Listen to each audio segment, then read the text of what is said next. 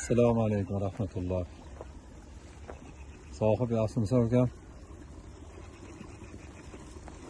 Va mamlak qilib afg'on stil qilib sug'oryapmiz. Suv yurmay, rosa ham qiynadi bizani. Ikkita aruni o'rtaga turponi olib, keyin mashina qilib sug'oryapmiz. Endi mashina bir yoq tarafdan faqat suv beradigan bo'ldik, boshqa iloji qolmadi. Bu ham mana Shrilankada tepaliqqa suv chiqmadi. Mana hozir hammasini sug'orib yotibmiz mana.